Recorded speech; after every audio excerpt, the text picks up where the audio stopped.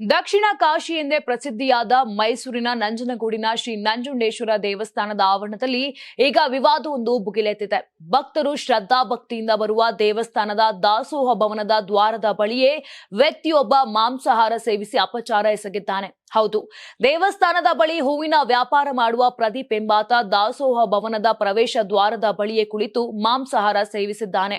ಅತ್ಯಂತ ಪವಿತ್ರವಾದ ಈ ಜಾಗದಲ್ಲಿ ಮಾಂಸದ ಊಟ ಮಾಡುತ್ತಿರುವುದನ್ನ ಗಮನಿಸಿದ ದೇವಸ್ಥಾನದ ಭದ್ರತಾ ಸಿಬ್ಬಂದಿ ಕೂಡಲೇ ಆತನನ್ನ ತರಾಟೆಗೆ ತೆಗೆದುಕೊಂಡಿದ್ದಾರೆ.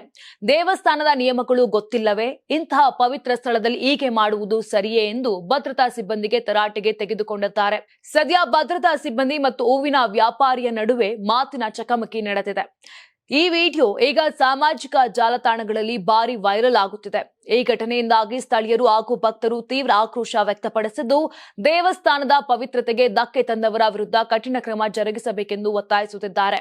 Karnataka TV leader awards 2025 best MLA nomination ಹಳೆ ಮೈಸೂರು ವಿಭಾಗ ಡಾಕ್ಟರ್ ರಂಗನಾಥ್ ಕುಣಿಗಲ್ ಕ್ಷೇತ್ರ, ಸುರೇಶ್ ಗೌಡ ತುಮಕೂರು ಗ್ರಾಮಾಂತರ ಕ್ಷೇತ್ರ, ಸಿಎನ್ ಬಾಲಕೃಷ್ಣ ಶ್ರವಣಬೆಳಗೊಳ ಕ್ಷೇತ್ರ, ಗಣಿಗ ರವಿಕುಮಾರ್ ಮಂಡ್ಯ ಕ್ಷೇತ್ರ, ದರ್ಶನ್ ಪುಟ್ಟಣಯ್ಯ ಮೇಲುಕೋಟೆ ಕ್ಷೇತ್ರ, ಡಿ ರವಿಶಂಕರ್ ಕೆಆರ್ ನಗರ ಕ್ಷೇತ್ರ, ಕೆಎಚ್ ಪುಟ್ಟಸ್ವಾಮಿಗೌಡ ಗೌರಿಬಿದನೂರು ಕ್ಷೇತ್ರ, ಸಿಮೆಂಟ್ ಮಂಜುನಾಥ್ ಸಕಲೇಶ್ಪುರ ಕ್ಷೇತ್ರ, ಮಂತರ್ ಗೌಡ ಮಡಿಕೇರಿ ಕ್ಷೇತ್ರ, ಜಿಡಿ ಹರೀಶ್ ಗೌಡ ಹುಣಸೂರು ಕ್ಷೇತ್ರ, ಸಮೃದ್ಧಿ ಮಂಜುನಾಥ್ ಮುಳಬಾಗಿಲು ಕ್ಷೇತ್ರ, ಪ್ರದೀಪ್ ಈಶ್ವರ್ ಚಿಕ್ಕಬಳ್ಳಾಪುರ ಕ್ಷೇತ್ರ.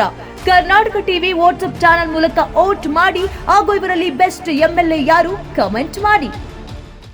ನೀವು ಸಣ್ಣ ಆಗ್ಬೇಕಲ್ವಾ? ಅದು ಒಂದು ಉತ್ತಮ ಆಹಾರದಿಂದ ಸಣ್ಣ ಆಗ್ಬೇಕಲ್ವಾ? ಪ್ರತಿದಿನ ನಮ್ಮ ಜೀನಿ ಸ್ಲಿಮ್ ನ ಯೂಸ್ ಮಾಡಿ ಯಾವುದೇ ಸೈಡ್ ಎಫೆಕ್ಟ್ ಇಲ್ದಂಗೆ ನೀವು ಸಣ್ಣ ಆಗ್ತೀರಾ.